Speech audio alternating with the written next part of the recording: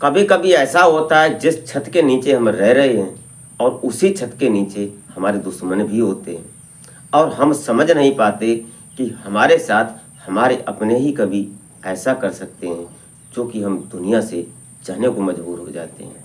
आज की कहानी में भी सेम कुछ ऐसा ही होता है कि जिस छत के नीचे पिता ने अपनी बेटी को इतने नाजो प्यार से पाला और इतना प्यार किया, और कोई भी बेटी और कोई भी पिता सबसे ज़्यादा अगर प्यार करता है तो अपनी बेटी को प्यार करता है, क्योंकि वो उसकी शान होती है, वो उसकी बड़ी सब कुछ होता है।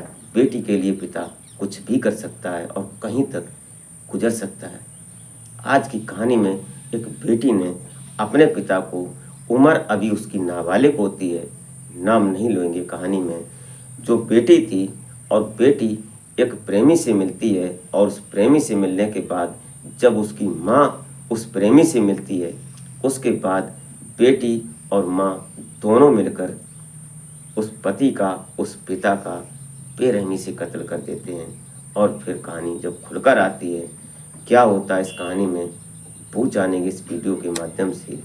तो वीडियो जरा सी भी अच्छी लगी तो एक लाइक करके एक छोटा सा कमेंट ज़रूर कर दिया करें और अपना नाम, अपने शहर का नाम अवश्य लिख दिया करें, ताकि हम आपका वीडियो के अंत में नाम जरूर ले सकें। तो नमस्कार, आदाब, सत श्री अकाल। मैं अजय कोहली, आप देख रहे हैं माई सफ़र तक, हमारा न्यूज़ चैनल। आज की कहानी शुरू होती है असम के, और असम का डिब्रूगढ़। डिब्रूगढ़ में एक गांव पड़ता है, लोहान गांव। यहाँ के रहने वाले उत्तम गगोई, इनकी उम्र की बात करें 52 साल की उम्र होती है इनकी पत्नी होती है बोबी सोनवाल, बोबी सोनवाल, जो कि बेहद खूबसूरत होती है। इनकी एक बेटी होती है, बेटी का नाम गुप्त है, नाम नहीं लेना है। अब जो बेटी थी 16 साल की उम्र थी उसकी, और वो भी कक्षा 9 की छात्रा थी। बेटी के कुछ काम और कुछ चाल चलन 16 साल की उम्र से पहले ही ऐसे हो चले थे कि पिता को ही इस दुनिया से जाना पड़ता है।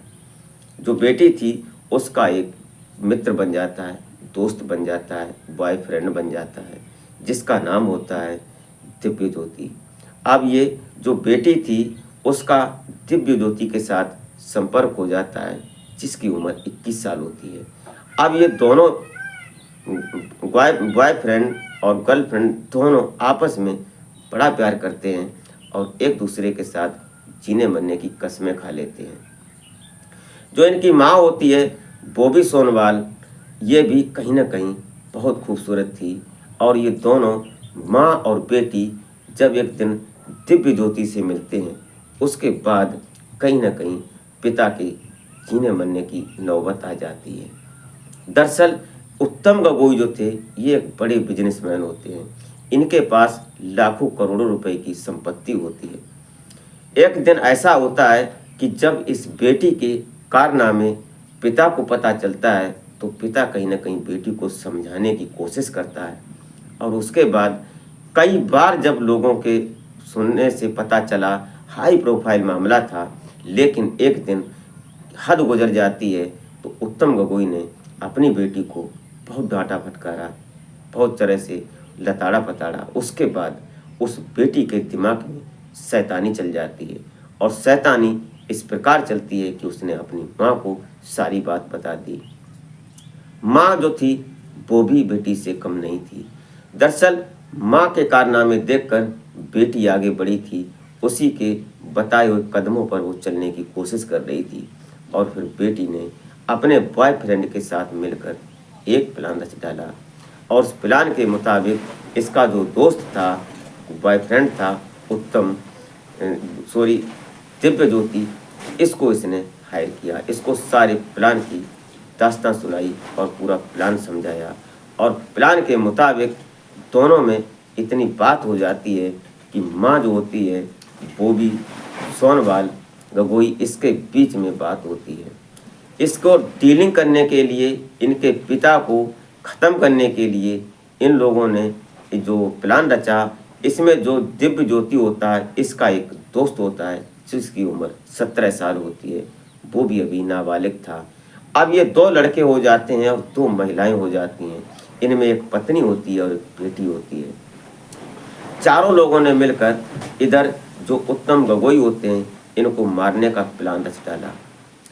प्लान के मुताबिक इन लोगों ने पहले उत्तम गगोई के घर से जो इनकी पत्नी थी बोबी सोनवाल, इसने उस दिव्य ज्योति को लगभग लाखों रुपए दे दिए और सोने चांदी के बहुत सारे गहने दिए ताकि उसको काम को अंजाम देने में कतई झिझक ना लगे और वो रुक ना सके, उसके कदम रुके ना। ये सब होने के बाद जब ये दिव्य ज्योति जो होता है अपने दोस्त जिसकी उम्र 17 साल थी, वो सभी दोनों और चारों लोग मिलते हैं। मिलने के बाद फिर प्लान के मुताबिक घर में आज फैसला करते हैं कि उनको मारना ही है। 25 जुलाई को ये जो उत्तम गगोई होते हैं अपने काम से जब घर आते हैं, घर आने के बाद जब ये सारे लोग खाना पीना हो जाता है, उसके बाद ये उनको गला दबाकर मारने की कोशिश करते हैं और फिर मारते भी हैं। लेकिन जो ये नाबालिग था ये कहीं ना कहीं इस प्रकार से सातिराना अंदाज से इसने अंजाम दिया कि इसको झटका लगाया और फिर ये सब करने के बाद उनको मार देते हैं। और मारने के बाद इन दोनों लड़कों को बाहर निकाल दिया जाता है। माँ और बेटी दोनों घर में रह जाते हैं। फिर ये ड्रामा शुरू करते हैं, रोते हैं, चीखते हैं। और उसके बाद जो आसपास के लोग थे, इनके परिवार के जो लोग थे, वो लोग जब आपस में आसपास से सामने पहुंचते हैं, उसके बाद फिर खुलासा होता है। और खुलासा होता है जब पुलिस इन्वेस्टिगेशन करती है, चेकिंग करती है, उस एरिया को बैरिकेड करती है। वहाँ पर जो हुआ था वो सारा सबूत और सच मिलाने के लिए पुलिस जब तैयार होती है, जो वहाँ पर एसआईटी टीम गठित की जाती है, वो सब होने के बाद पुलिस ने खुलासा किया। जो दोनों जो लड़की और माँ के दोनों के फ़ोन कॉल्स निकाले जाते हैं। जब सीडीआर में पता चलता है कि ये किसी लड़के से अननोन नंबर से बात कर रही थी, तब जाकर उस दिव्य ज्योति को पकड़ा जाता है। और दिव्य ज्योति को पकड़ने के बाद दोनों और फिर जो 17 साल का लड़का होता है उसको भी ये पकड़ते हैं। और पकड़ने के बाद फिर कहीं ना कहीं इनसे पूरा खुलासा होता है।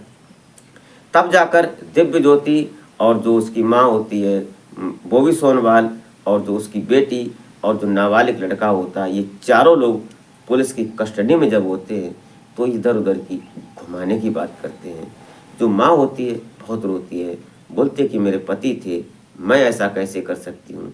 और बेटी थी वो तो बिलख ही रही थी, वो पूरा ड्रामा दिखा रही थी। लेकिन पुलिस की नज़रें छुपने के लिए नहीं बनी है, गुनाहों को खोलने के लिए बनी है। पर्दे खोल दी उन्होंने। और खोलने के बाद जब पुलिस के सामने अपने पुलिसिया अंदाज से पुलिस ने जब पूछा, तब जाकर कहीं ना कहीं चारों टूट जाते हैं और अपना गुनाह कबूल करते हैं। उसके बाद सभी को पुलिस ने न्यायिक हिरासत में भेजा ताकि इनको ये सबक मिल सके कि ऐसा करने से क्या हो सकता है। शायद इनके ऊपर वो धाराएं लगी हैं, ससंगित धाराएं, जो कि अपनी ज़िंदगी सलाखों के पीछे काटेंगे। जब तक ये अपने आप को समझ पाएंगे, जब तक ये अपनी जवानी के जो जोश के कदम में इन्होंने कदम उठाया था, वो कदम इनके जब तक संभलेंगे तब तक शायद इन पर बुढ़ापा आ जाएगा और जवानी इनके शरीर से रुखसत हो जाएगी। दोस्तों, इस कहानी को सुनने के बाद आप क्या सोचते हैं, अपनी राय कमेंट में ज़रूर लिख दिया करें। क्योंकि जब माँ और उसका पति जो था वो इतना बिजनेसमैन हाई प्रोफाइल मामला था, उसके बाद भी इन दोनों माँ बेटियों ने ये नहीं समझा कि एक छपरी टाइप के लड़के से, जो कि किसी के लायक नहीं, अभी तो वो 21 साल का था, और उसके साथ मिलकर इन्होंने अपने पिता अपने पति को ख़त्म कर दिया। और उसके साथ जो नाबालिग था वो तो अभी समझ ही नहीं पा रहा था कि मैं क्या करूं, लेकिन दोस्ती के मुताबिक उसने ये कदम उठाया। और कहीं ना कहीं 16 साल की लड़की थी जिसकी हर खुशी को देने के लिए पिता ने जो मांगा वो दिया, जो आज के समय में कुछ लोगों को नसीब नहीं होता, शायद वो सपनों में भी नहीं देख सकते। वो चीज़ें और वो सुविधा उस बेटी को उस पिता ने मुहैया कराई। लेकिन उस बेटी को जरा सा भी तरस नहीं आया अपने पिता को अपनी आंखों के सामने मरते देखकर। दोस्तों, अपनी राय कमेंट में ज़रूर लिखें। ये रही घटना। इस घटनाक्रम को सुनाने का उद्देश्य किसी को हैरान या परेशान करना नहीं था, बल्कि जागरूक करना होता है कि आने वाला वक्त हमारे सामने किसी भी शक्ल में आ सकता है, जिसका हमने कभी कल्पना भी नहीं की होती है। जिस पर हम सबसे ज़्यादा भरोसा करते हैं, शायद वही हमारे दुश्मन हो सकते हैं। इसी के साथ आप अपना और अपने परिवार का बेहतर तरीके से ख्याल रखें। मिलते हैं फिर नेक्स्ट वीडियो में, तब तक के लिए जय हिंद।